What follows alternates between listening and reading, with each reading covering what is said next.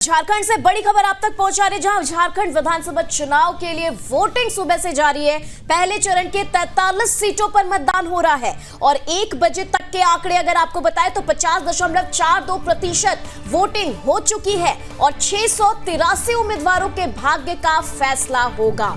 जी हां, आपको बता दें झारखंड से बड़ी खबर, जहां की 1 बजे तक चुनाव आयोग के डेटा के अनुसार 50.42% वोटिंग हो चुकी है। वोटिंग प्रतिशत 1 बजे तक की हम आपको बता रहे हैं। झारखंड विधानसभा चुनाव के मद्देनजर यहां 43 सीटों पर मतदान हो रहा है। सुबह से ही मतदाता मतदान केंद्र पर पहुंचकर अपनी बारी का इंतजार कर रहे हैं। इसी के साथ 683 उम्मीदवारों के भाग्य का फैसला, भाग्य जो है ईवीएम में रिकॉर्ड होने वाले हैं।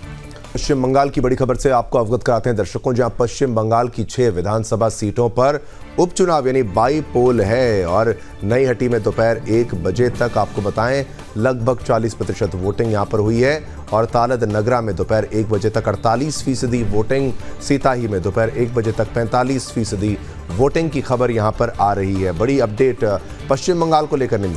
बिल्कुल, पश्चिम बंगाल से भी बड़ी खबर आप तक पहुंचा रहे हैं, जहां की 6 विधानसभा सीटों पर उपचुनाव जारी है। नईहट्टी में दोपहर 1 बजे तक 39.75% वोटिंग हुई, तो वहीं तालद नगरा की बात करें तो वहां दोपहर 1 बजे 48% वोटिंग हुई है। सिताई में दोपहर 1 बजे तक 45% वोटिंग हुई है।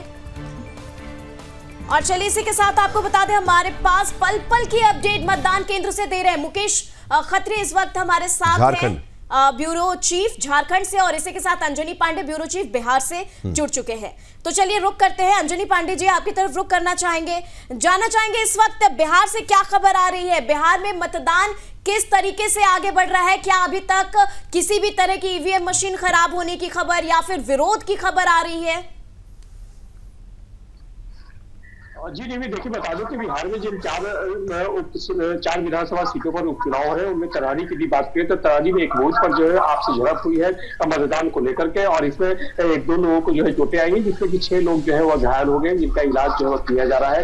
एक छात्र जो एक वोटर्स थे उनका सर फट गया है। इसके अलावा भी देखें तो कई जगहों पर तरारी की बात करें या रामगढ़ की बात करें तो कई जगह पर लोगों ने जो है वह वोट का बहिष्कार किया है। जो सुविधाएं है उन सुविधाओं क्या सड़क बात करें, पुलियों की बात करें, इन सुविधाओं के न मिलने के कारण जो है तो लोगों ने आक्रोश के रूप में जो है वो वोट का बहिष्कार किया। तो कई ऐसे बूथ हैं जहां पर मतदाताओं ने जो है वो मतदान का अपना बहिष्कार किया है और एक भी मतदाता जो है वहां पर वोट देने नहीं गए हैं। तो कई जगहों पर इस तरह की घटनाएं जो है वो तरारी की बात अंजनी जी मतलब ठीक है, आप ये बात तो बताइएगा, लेकिन सीटों के बारे में बताते हुए ताकि जो दर्शक नए हमारे साथ जुड़ रहे हैं उनको भी ये पता रहे कहाँ कहाँ पर उपचुनाव है और किस तरीके से किस लेवल पर कारण के साथ एक बार जरा एक रिवीजन हो जाए चुनाव को लेकर बाई पोल्स की। जी सर, देखिए बता दूं कि 4 विधानसभा सीटों पर जो है चुनाव हो रहे हैं। रामगढ़ की बात करें, तरारी की बात करें, बेलागंज और इमामगंज, इन चारों जगहों पर जो है वह पिछले लोकसभा चुनाव में जो विधायक थे वो विधायक जो लोकसभा चुनाव में जीत करके लोकसभा के सांसद बन चुके हैं, जिसकी वजह से सीटें खाली हुई थी। और इन सीटों की बात करें तो इमामगंज में जो है वह जीतन राम मांझी जो प्रदेश के पूर्व मुख्यमंत्री और वर्तमान में केंद्रीय मंत्री के तौर पर जो है वह है, और इनकी सीट पर जो है वो खाली हुई थी, जिसकी जगह पर अब इन्होंने अपने पुत्रवधु को वहां पर, जो कि हम पार्टी से है, मैंने हिंदुस्तानी आवाम मोर्चा की ओर से जो है वो चुनाव लड़ रही रीता मांझी। और दूसरी तरफ देखें तो जो तरारी विधानसभा है उस तरारी विधानसभा में जो है वो सुदामा सिंह सीपीआई माले के जो है वह उम्मीदवार से पिछली बार लोकसभा के चुनाव जीते हैं और वो इस सीट से जो है विधायक हुआ करते थे, लेकिन लोकसभा चुनाव के दरमियान जो है उन्होंने लोकसभा का चुनाव लड़ा और फिर उन्हें जो है वो विजय हासिल हुई थी, इसकी वजह से वो सांसद बन चुके हैं। उसी तरह से बेलागंज की बात करें तो सुरेंद्र यादव जो राजद के उम्मीदवार थे, विधायक हुआ करते थे, लेकिन वो जो है वो जहानाबाद से इस वक्त जो है वो सांसद बन चुके हैं, जिसकी वजह से अब उस सीट पर जो उनके बेटे जो है वो चुनाव लड़ रहे हैं। तो वही बक्सर से सांसद जो है वो उनके जगह पर सुधाकर सिंह है, वो पहले वो विधायक हुआ करते थे इस रामगढ़ सीट से और वह राजद की सीट थी, राजद के कोटे से वह विधायक बने थे, लेकिन अब जो है वह सांसद बन चुके हैं बक्सर से, जिसकी वजह से सीट खाली हुई और अब वहां पर उनके छोटे भाई अजीत सिंह जो है वो चुनाव लड़ रहे हैं, जो कि राजद के प्रदेश अध्यक्ष जगदानंद सिंह के जो है वह छोटे बेटे हैं अजीत सिंह, वो चुनाव हो रहा है। तो यदि रामगढ़ की बात कर रहे हैं तो रामगढ़ में राजद और बीजेपी के बीच जो है वो सीधी टक्कर देखने को मिल रही है, यानी द्विपक्षीय मामला यहाँ पर जो है वो आमने सामने की टक्कर है। जबकि यदि इमामगंज की बात करें तो इमामगंज में अब तक की वोटिंग की बात करें तो सबसे ज्यादा प्रतिशत 1 बजे तक जो है वो 38% से ज्यादा वोट जो है वो यहाँ इमामगंज में हुआ है। जबकि शुरुआत में दो घंटे की बात यदि करें तो सबसे कम वोटिंग परसेंटेज था वो इमामगंज का ही था। लेकिन बाद में यदि देखें तो मतदाताओं ने बढ़ चढ़ करके हिस्सा लिया और अब तक जो 1 बजे की बात यदि करें तो सबसे ज्यादा वोटिंग अब इमामगंज के ही खाते में जा रही है। यदि ओवरऑल की बात करें तो लगभग 35% जो है वो वोट जो है वो इन सभी जगहों पर यदि मिला करके देखें तो हो रहा है। और पूरी तरह से जो निर्वाचन आयोग है वो इन चारों सीटों पर जो मॉनिटरिंग कर रहा है।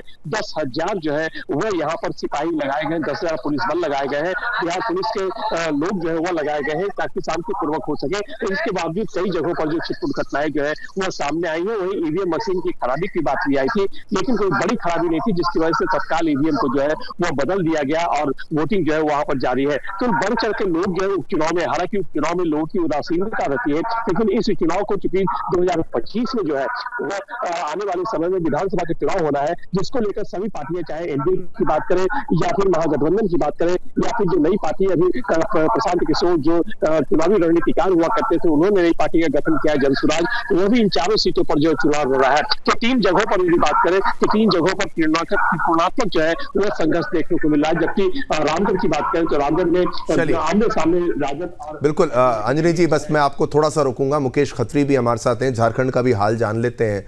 मुकेश जी, अब आप बताइए कि किस लेवल पर वोटिंग पहुंची है, प्रतिशत से लेकर क्या, कौन सी टफ सीट से लेकर तमाम बातें। देखिए बिल्कुल विकास, मैं बता दूं कि जिस तरह से झारखंड में अभी जो चुनाव का वोटिंग परसेंटेज की पहले बात करेंगे कि अभी जो वोटिंग परसेंटेज है वो बढ़ता हुआ नजर आ रहा है। सुबह की बात करें, सुबह 9 बजे तक जो था वो बहुत ही महज 13.4% मतदान हुआ था। उसके बाद जैसे जैसे धूप निकली वैसे 11 बजे जो है वो 29 के आसपास पहुंचा। फिर उसके बाद 1 बजे जो है वो 46 के आसपास 46.25 था। और अभी जो सब जगहों से जिलों से जो बातें हो रही है, 3 बजे तक के जो आंकड़े एकत्र हो रहे हैं उसमें जो अभी चल रहा है उसमें 57% दशमलव कुछ है आने की सूचना हो रही है। तो ऐसे में ये माना जा रहा है कि अब इसके पहले जस्ट 2 महीने पहले जो है 3 महीने पहले लोकसभा के चुनाव हुए थे। लोकसभा चुनाव के दौरान जो प्रतिशत था वोट का वो महज झारखंड का 53.4 था।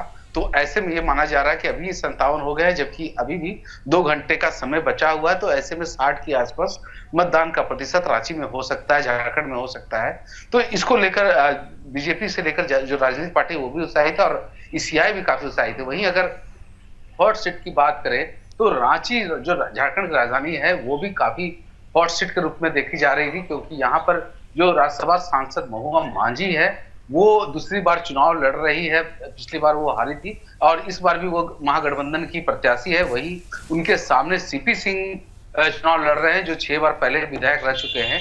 लेकिन यहाँ पर एंटी इनकम्बेंसी की जो बात है उसको लेकर कहा जा रहा है कि इस बार जो है महागठबंधन और जो मैया समान योजना है उसका कुछ असर देखने को मिल सकता है। लेकिन अभी इस सबसे परे अगर बात करें और भी सीटों की, चाहे चंपई सोरेन की जो गढ़ माने जाने वाला कोल्हान है, हम वहां की बात करें तो वहां 14 सीटों में जहां 2019 में बीजेपी के हाथ खाली थे, शून्य था, कोई भी खाता नहीं खुला था। लेकिन इस बार जैसे चंपई सोरेन वहां से लड़ रहे हैं, उनके बेटे वहां से चुनाव लड़ रहे हैं, उसके बाद जो पूर्व मुख्यमंत्री रहे हैं झारखंड के अर्जुन मुंडा, उनकी पत्नी वहां से चुनाव लड़ रही है कुल्हान से। उसके बाद रघुवर दास जो राज्यपाल रहे हैं, उड़ीसा के अभी रहे हैं, उनके और यहाँ झारखंड के मुख्यमंत्री भी रह चुके हैं, उनकी भी पुत्र बधू जो है वो चुनाव लड़ रहे थे। तो कोल्हान में भी बीजेपी को अच्छा खासा फायदा होता हुआ नजर आ रहा है। जी ठीक है, बहुत बहुत धन्यवाद आप दोनों का करना चाहूँगा और लगातार अपडेट्स जो हैं हम आपके टेलीविजन स्क्रीन पर देते रहेंगे। एक खबर ऐसी भी आई थी जहां पर एसडीएम को थप्पड़ मार दिया गया था।